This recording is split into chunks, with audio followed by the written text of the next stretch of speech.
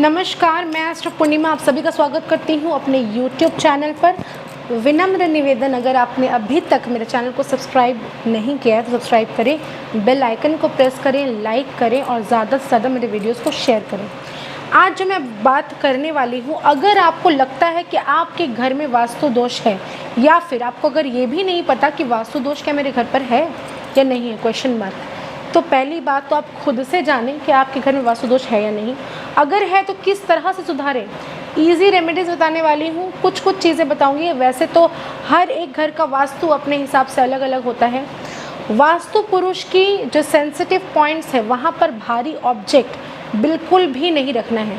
सही तरीके से आपने अगर अपने वास्तु को दिखाया होगा तो आपको ज़रूर ये पता होगा कि कौन सा सेंसिटिव पॉइंट्स होता है, मार्मिक स्थान क्या होता है और कहाँ पर आप पूजा किस तरह से करें कि उसका पूरा फल आपको मिले। तो ऐसी बहुत सारी चीज़ें होती हैं छोटी छोटी जो हमें पता नहीं होती हैं। वास्तु एक्सपर्ट की कंसल्टेशन आप ले सकते हैं तो बहुत अच्छी बात है।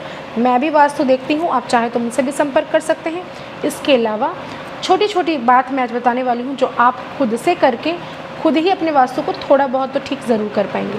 करना क्या है आपको, सबसे पहली चीज़ तो आप अपने प्रॉब्लम्स को देखें कि आप किस प्रॉब्लम में हैं। उसके बाद अपने घर के वास्तु की तरफ ध्यान दें कि कहीं आपके नॉर्थ ईस्ट में आपने वॉशरूम तो नहीं बना के रखा, कहीं अपने नॉर्थ ईस्ट में आपने किचन तो नहीं बना के रखा, या कहीं आपका नॉर्थ ईस्ट जो है वो कटा हुआ तो नहीं है, या फिर आपने वहाँ पे कोई कचरे का बॉक्स या डस्टबिन कहीं पे आपने नहीं रखी।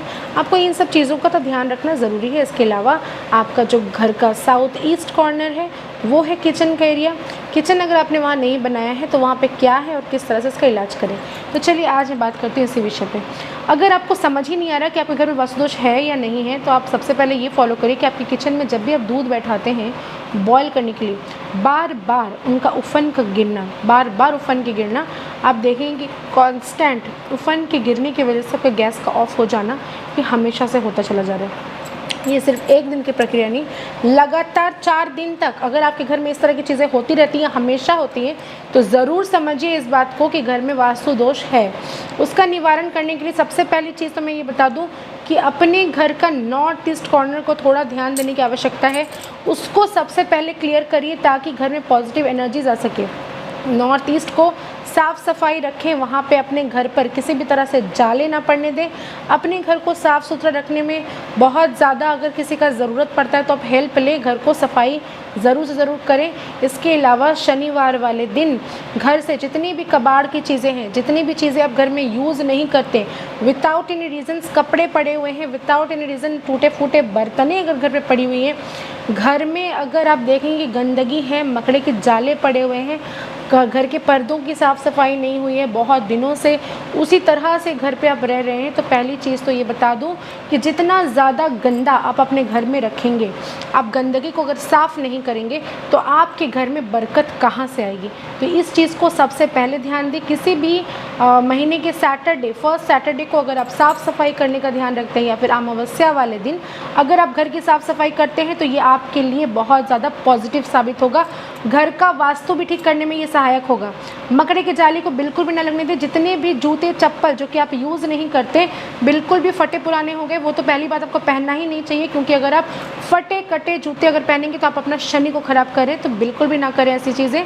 आप इसे फटाफट जितनी भी चीज़ें जो यूज़ की नहीं है एक बस्ता बनाकर बाहर फेंक दें। बहुत सारे लोगों का ये सवाल रहा है कि मैम मैं अपने पुराने कपड़ों का क्या करूं, किसी को दे दूं या फेंक दूं या क्या करूं। पहली चीज़ मैं बता दूं कि कपड़ों में जो है हमारा जिन होता है, हमारा जो ऑरा है वो कपड़ों में होता है।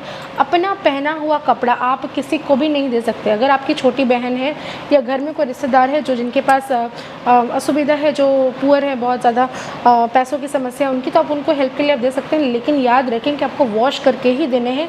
उसको ऐसे ही उठाया और दे दिया, ये काम तो बिल्कुल ना करें।